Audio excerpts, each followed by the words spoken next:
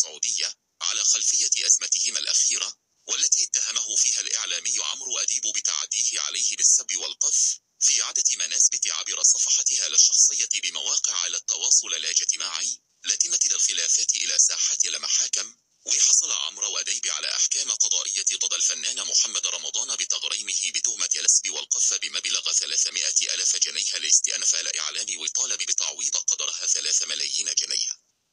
خلاف عمرو أديب ومحمد رمضان.